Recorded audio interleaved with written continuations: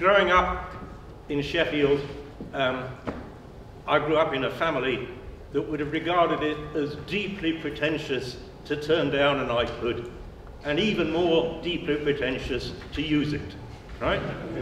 So please don't. Right? What I've got to say is indeed cross-cutting. The argument is going to be that Britain is at an extreme end of what's been happening around the Western world, and it's a 40-year process of getting ourselves into a deep mess. And understanding that mess requires a lot of cross-cutting analysis. And so what I've got to say is, I'm afraid, complicated. Right? I apologize, but there's no way around it. Right? It's not going to be an easy walk in the park listening to what I've got to say. Right? The arguments that I'm presenting are contained in two companion books, one by me, which is The Future of Capitalism, and the other by my colleague Colin Mayer, who's Oxford's Professor of Finance, former head of the business school, and his book is Prosperity. We're doing a joint lecture tour around Britain under the auspices of the British Academy. Tomorrow we'll be in Cardiff and speaking to the Welsh government about trying to restore the economy of Wales. So to go beyond just listening to what I'm saying and nodding, you actually need to read the two books, The Future of Capitalism and Prosperity. They're companion pieces. So here we go. The structure of the talk is, first, briefly, what are the symptoms that we've now got? Second, the theory, why have we got those symptoms? What processes have produced those symptoms? And then thirdly, I'll turn to solutions. What can we do about it? So, symptoms. First, stagnant labour productivity, and in particular, an astounding failure of skill formation in the poorer 60% of the British population. Second, 40-year reversal of a previous 200-year process of regional convergence. So for 200 years around the Western world, you had regional convergence. For the last 40 years, we've had regional divergence. That's happened around the Western world. Britain is at the extreme end of it. We are about the only country where regional divergence has shriveled into a core periphery problem. I am mostly a development economist dealing with poor countries, where the concept of core periphery is familiar. I never thought that I would need to use that concept in Britain, but that's what the concept now applies to, right? The core is London, and the rest of the country is peripheral. A byproduct of that is that regional divergence is now a major source of inequality, of social inequality. Third, increased exposure to shocks, big shocks. 2009, earthquake. 2019, earthquake, right? Open your newspapers this morning, right? Earthquake. Fourth, a profound collapse of trust in government, to the extent that what we now have is known technically as an inversion of authority. People trust each other more than they trust our political leaders. Okay? That is an extraordinary state of affairs. And a corollary of all that is an extraordinary degree of pessimism, especially amongst youth. People expect the lives of their children to be worse than their own lives. Now that phenomenon is astounding technology is delivering the potential for rising living standards of 1 to 2% a year pretty reliably. And so the fact that people are pessimistic, and especially the poorer half of society, shows a profound failure of public policy. Now that in turn is surprising because we know more about public policy nowadays than we did 50 years ago. Right? So why is public policy so failing to deliver when we've got more knowledge? What has happened? Right? So that's the end of the symptoms. I'm now going into the theory of what has gone wrong.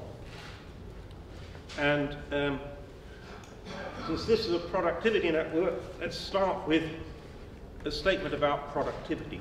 The price of rising productivity is and has always been rising complexity. And that always has a spatial dimension. You can think of the history of rising productivity over the last 250 years as broadly in two phases.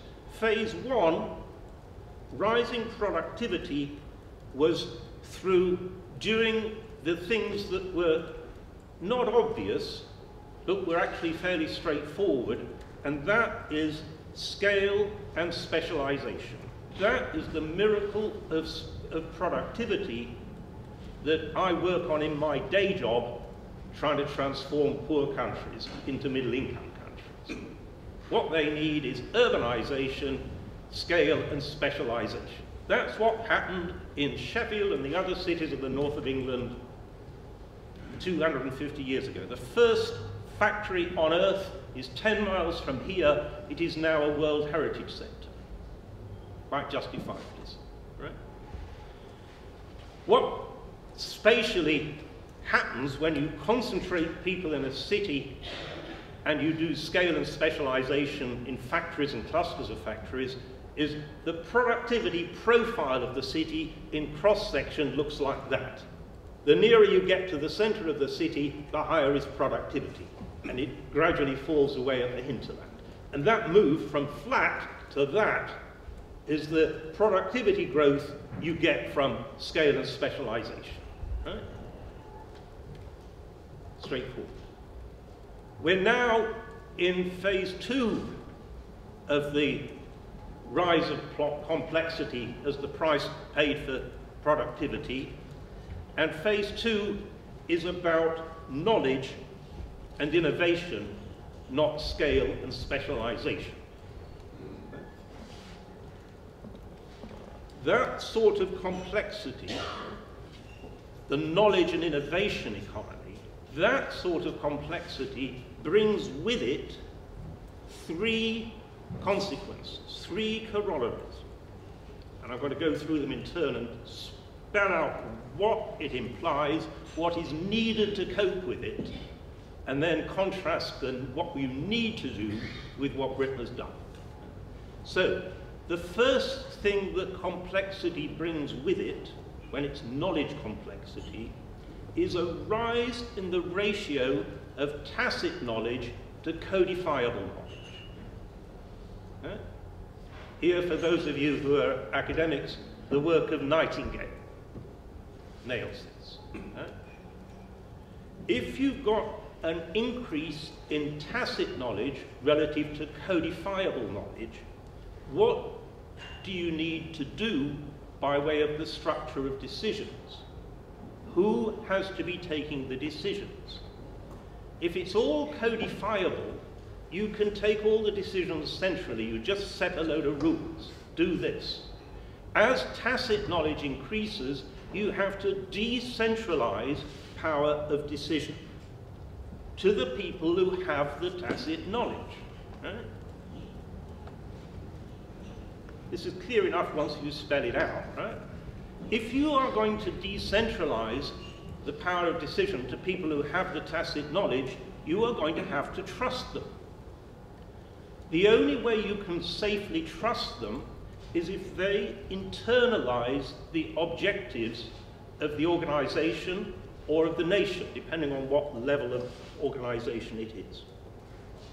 And so you need a process of decentralizing moral load-bearing, right? Ethics is going to creep into this, right? I'm an economist, which has been an ethics-free zone for 40 years, right? We know that because when we teach economics students, by the end of it, we can show this quite rigorously because we've got all the fancy techniques of economics. Our students come out greedy and selfish because that's what we teach them people are, right? This is a travesty of what a human being is. It is a moral disgrace for my subject, right? But that's the effect, and it isn't funny, right? So,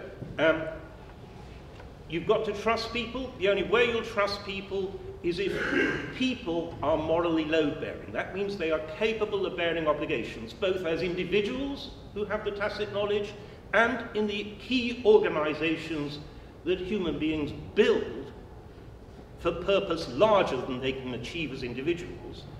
And the organizations we build, which achieve these larger purposes, are firms and families.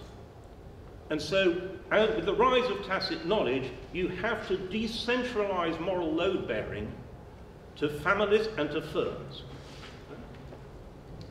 That means you're moving to more face-to-face, and the natural spatial expression of that is a local community. That's the structure you need with the rise of tacit knowledge. What has Britain done over the last 40 years? What we have done is not nothing, we've done the opposite. We have centralized, we've done top-down targets. Economics has contributed principal agent theory, don't trust people, monitor them and tie carrots to monitor performance. Law has contributed much longer highly specified contracts.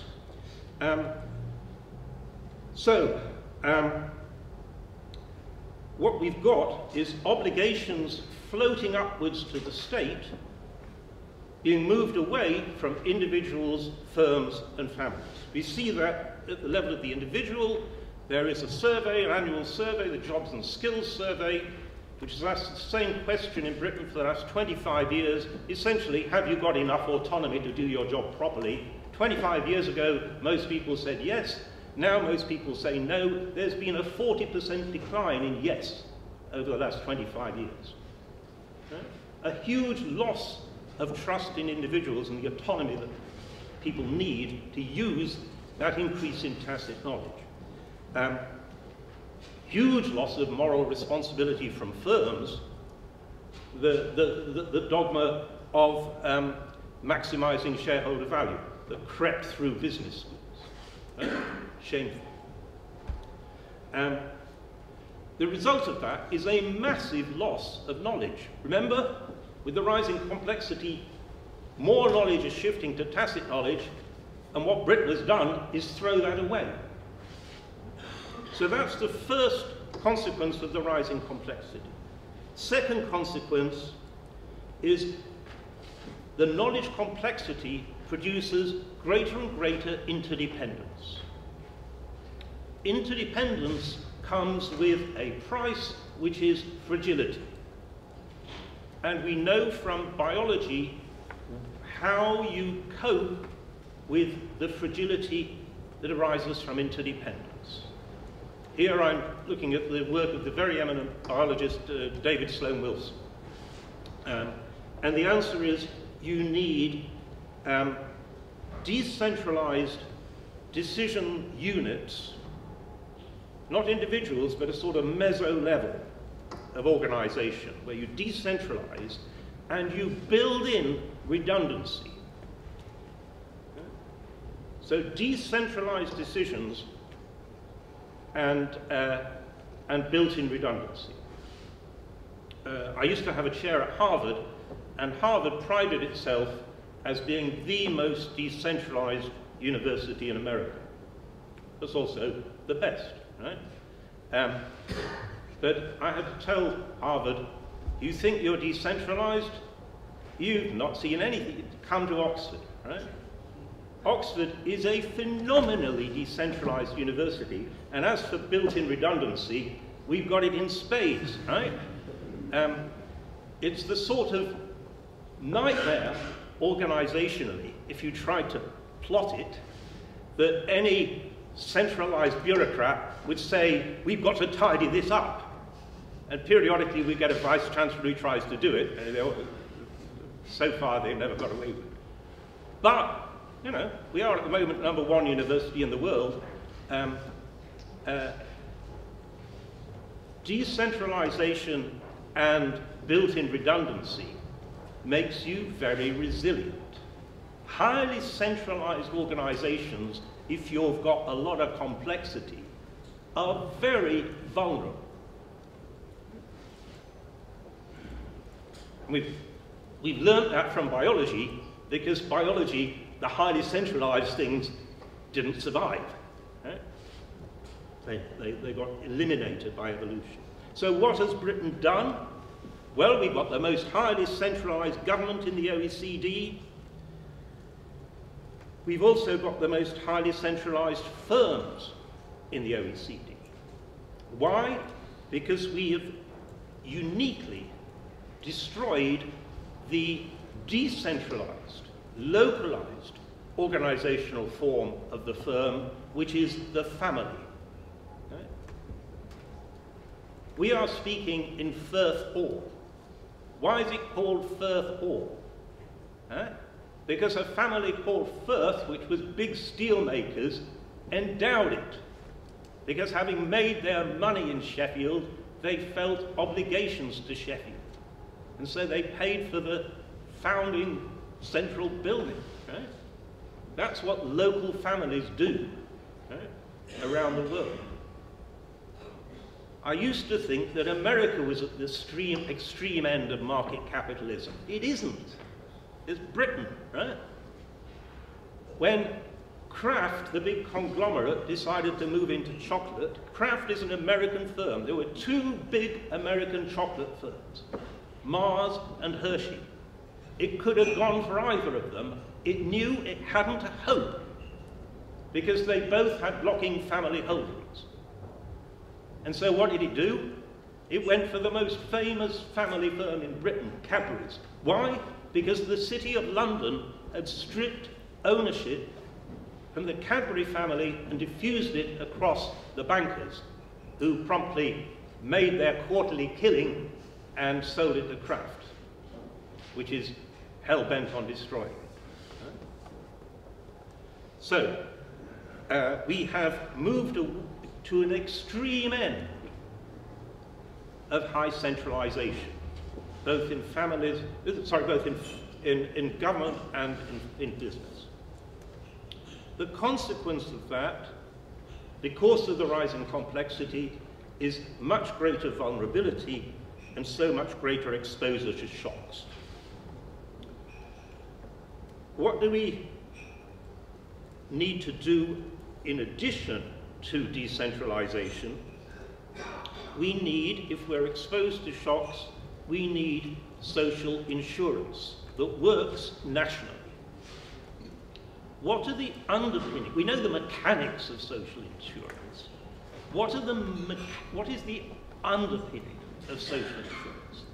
The underpinning is a willingness on the part of the successful population in the booming agglomeration to recognize its obligations to the less successful regions, so that the successful metropolitan agglomeration pays for the restoration of productivity in the less successful regions. That recognition of obligation, that used to be there. Right? If we go back to 1945, there was, of course, a very strong sense of national moral obligation, which is why we were able to build the National Health Service. It was National Health Service. Yeah? We've lost that.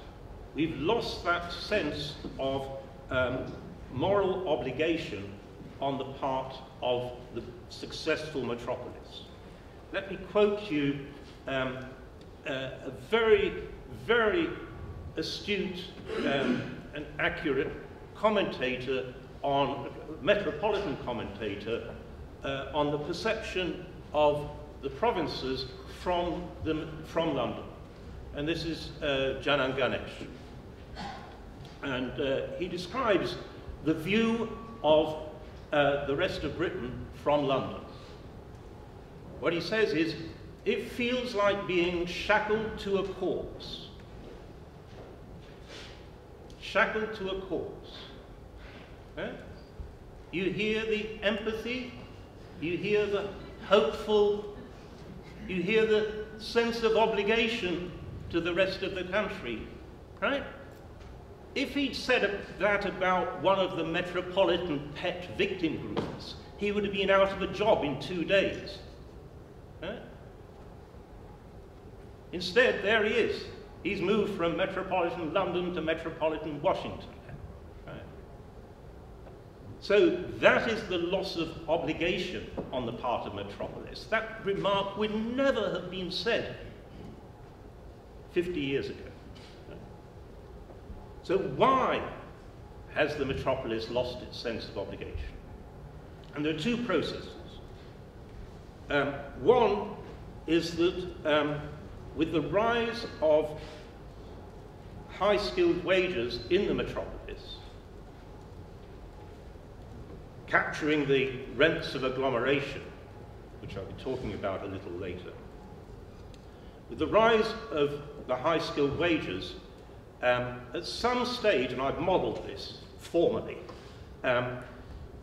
if you think of a choice of which identity you make salient, do you make your nation or your job salient? At some point, if the wage differentials are big enough, it becomes sensible for your own self-esteem to switch your salient identity from your nation to your job. And that's what has happened with the metropolitan highly skilled. They no longer think of themselves as British. They certainly no longer think of themselves as English. They think of themselves as skilled Londoners. As I say, I've modeled that formally and you can measure it empirically. The second, the second reason why London has shed its sense of obligation to the rest of the country is because of very rapid London-biased immigration. On Monday, I was giving this talk, very like it, in Istanbul, because the sort of Turkish elite is at the moment very worried about what's happening in Turkey, for good reason. But they said there's one feature of the future of capitalism which doesn't apply in Turkey at all, and that is there's no sense in which the people of Istanbul have peeled off from a sense of shared identity with the rest of Turkey. And the reason for that is that Istanbul is now where London was a century ago. It's had very rapid immigration, but it's from the rest of Turkey, not from abroad. Why does this matter? Because of very new work by a sociologist called Centona, very important work, a new book called How Ideas Spread, sorry, How Behavior Spreads. And his discovery is that in order to spread norms, you need what is called thick or wide social networks. Our social networks are limited by the Dunbar constant to only 150 people. You can't know more than 150 people. That's hardwired in our brains, right? And so the more your network is people from abroad, people in your own London community, the fewer people you know in the rest of the country. And so we've moved from thick networks that we had 100 years ago to thin networks spread across the nation. So for both these reasons, the peeling off of the metropolitan skilled into a skill identity rather than national identity, and the thinning of the networks that link people in the metropolis with the rest of the country, we've had this walking away from obligations, and hence the Janan Ganesh quote. The result of that is that we've got fewer cushions. So we've got more shocks, but fewer social cushions. And that means that we've got this loss of resilience to global shocks, and I shouldn't have to tell you, speaking in Sheffield, about the consequences of global shocks. Right? In the 1980s, an industry that dated back 700 years, right? The Sheffield knife was mentioned in Chaucer, right? A 700-year-old skilled industry basically destroyed. Right? What happened during that destruction and after it is that what had been a productivity gain, Sheffield had done that. If you do Sheffield productivity in the greater Sheffield region now as a cross-section, it doesn't look like that. It looks like that. It's a productivity whole, not a productivity gain. Right? It's a broken city. So we've done two consequences of complexity so far. First, the increase in tacit knowledge,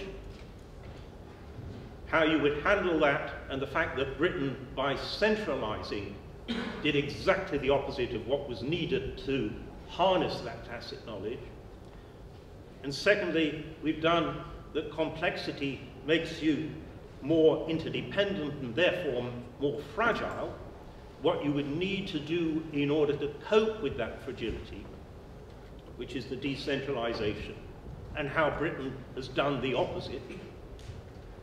And now we come to the third consequence of complexity, which is you will need to devote more resources to training and adaptability. What do you need? And it's not just what you think. You need to build a chain, and it's a very complicated and long chain, that takes you from the baby to the productive young adult. All the way along that 25 years or so, that passage in time, the baby is acquiring skills that make it both morally load-bearing and equip it with the capabilities to be productive, purposefully productive. Right? But it's a long chain.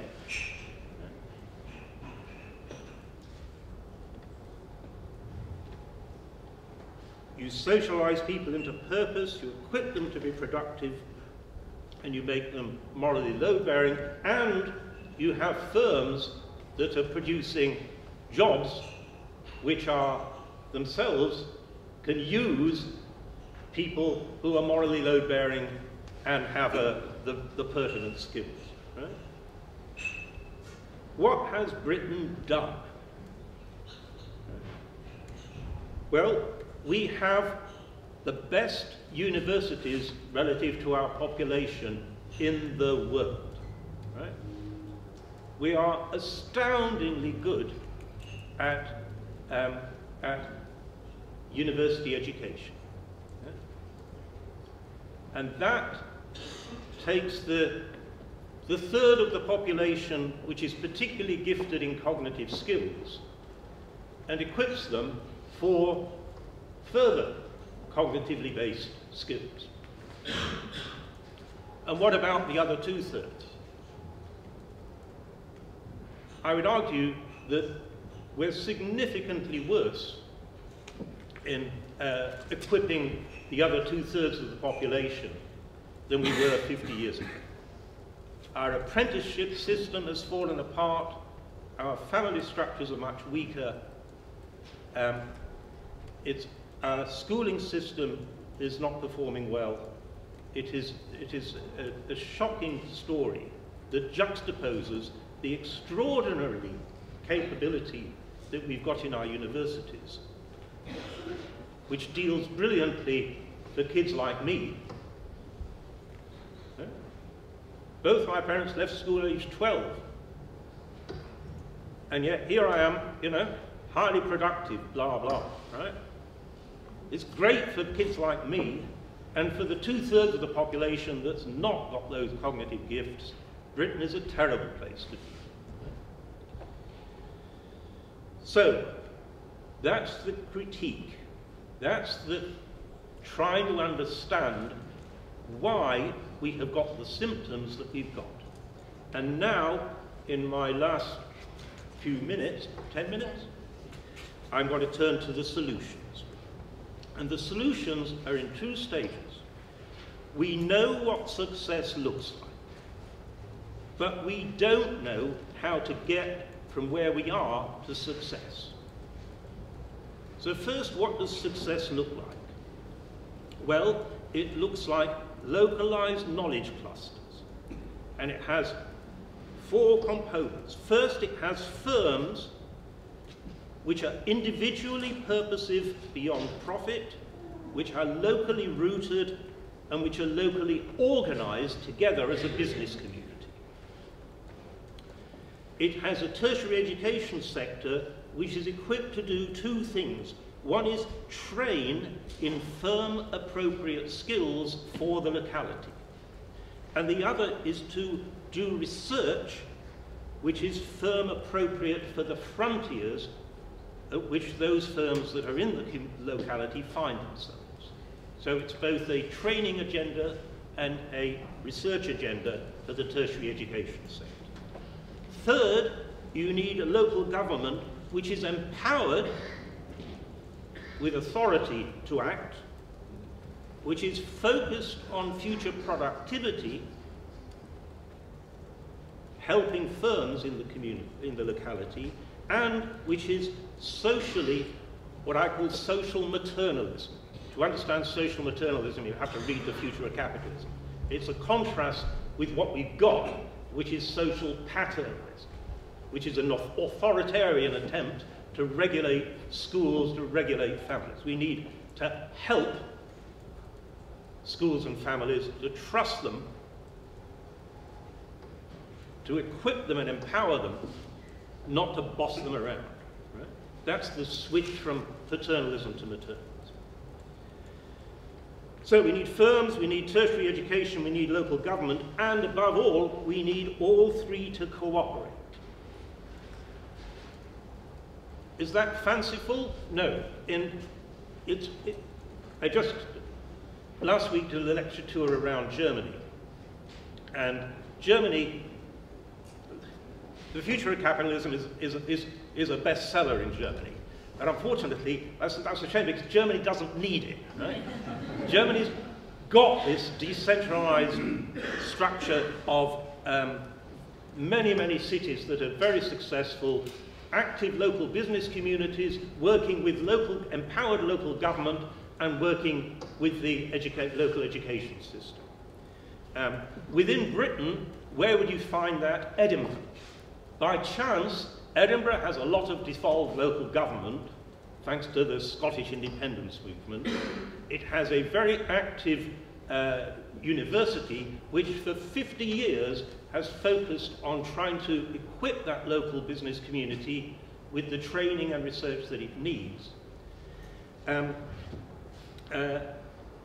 it has a local business community which is organized at the local level and come together. Right? 10 years ago, they decided they'd move into IT. At the time they decided to do that, they only had 2 firms in the sector. They've now got 480. It's the biggest center in Europe for that particular niche. Right? So this thing can transform. Edinburgh's done it. So that's what success looks like. What we don't know is how to move from where we are to what we need. And here I want to introduce the concept of scaffolding. If you look at a tall building, like the Arts Tower, just outside here, right? Once you look at it when it's completed, there it stands.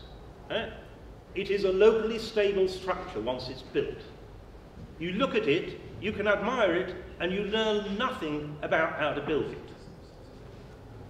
To understand how to build it, you need to see it being built. You need to see the scaffolding. Why do we not know about the scaffolding? Two reasons. One is we haven't got the research which is cross-cutting.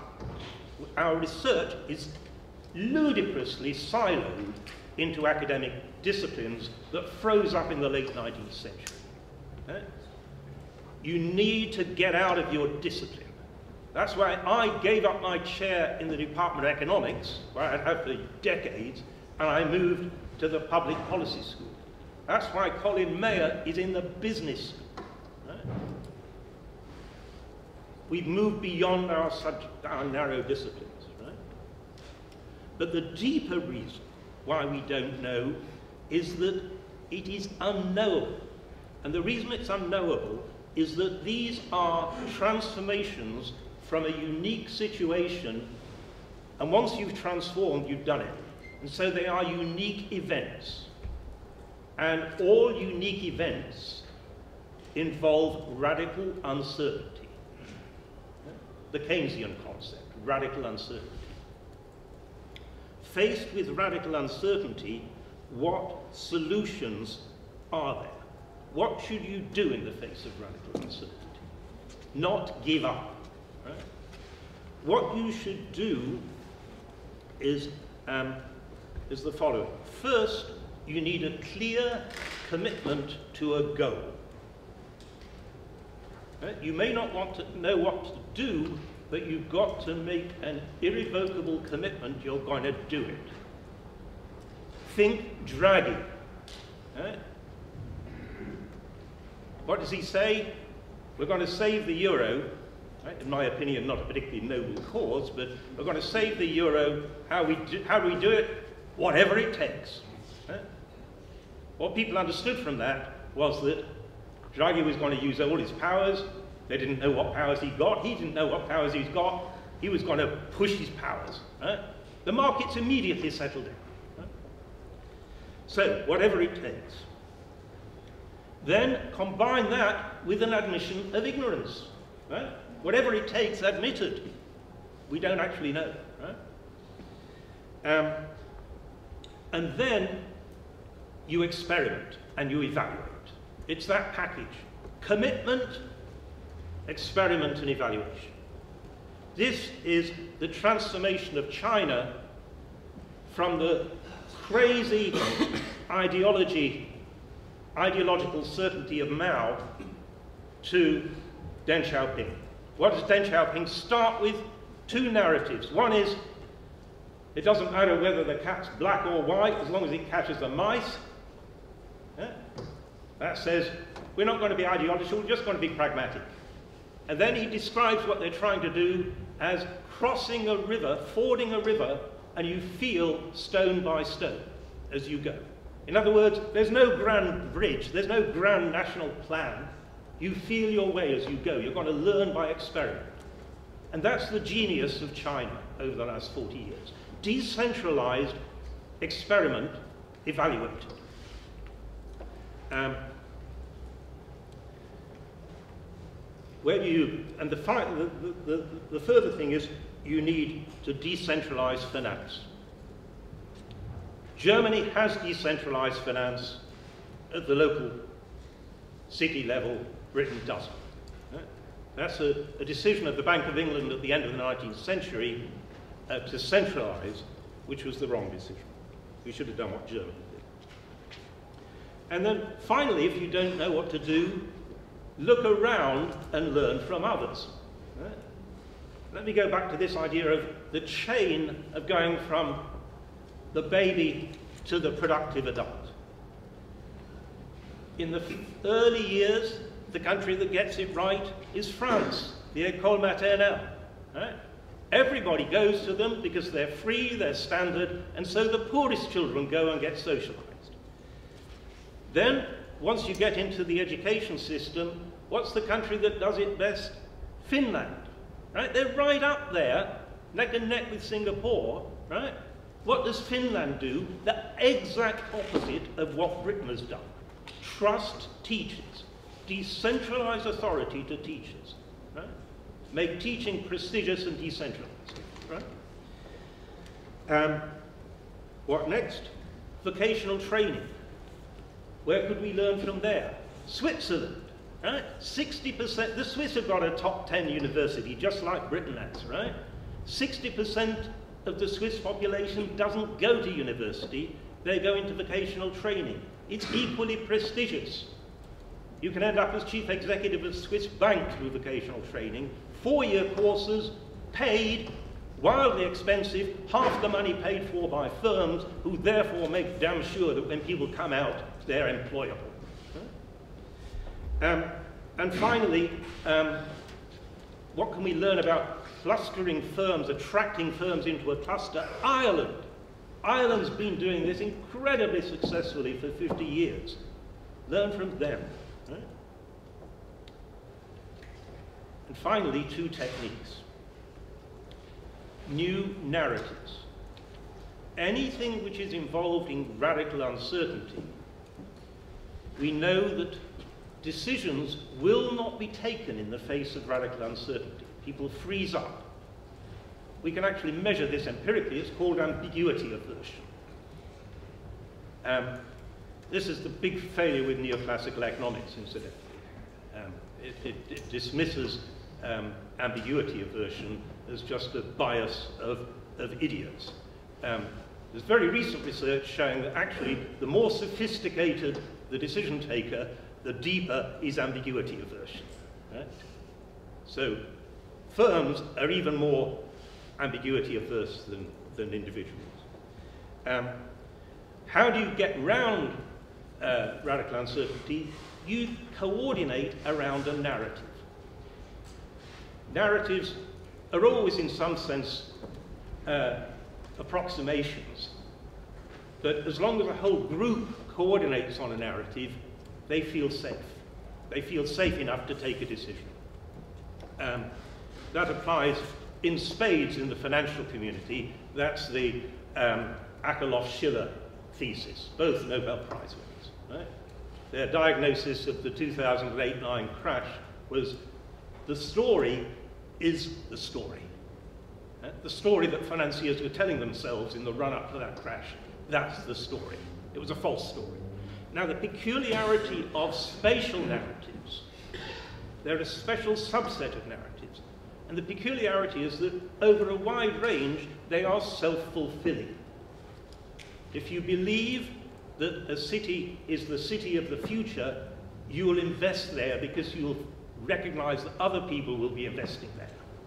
And sure enough, it will become the city of the future. The countries I work on with my day job have the opposite problem. They're diagnosed as basket cases, and so nobody goes there at all. And so guess what? They stay impoverished. Right? So, narratives. Bilbao.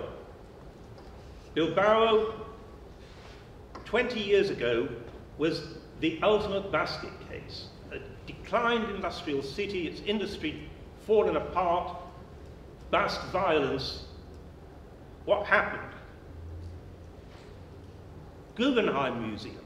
Right? Guggenheim Museum changed the narrative. Is anybody here from the Treasury? If you put the Guggenheim Museum through the Treasury Green Book process of cost-benefit analysis, costs very high, benefits zero. Don't do it. Right? What that tells us is nothing about the Guggenheim and Bilbao. It tells us that the Green Book is totally inadequate for the task. Right? And finally, we need, as well as narratives, we need money. Money not to put the north of England on benefit street, but to reallocate productivity so that every region of Britain has a cluster of high productivity. Where's the money coming from? We are going to tax the rents of agglomeration in the metropolis.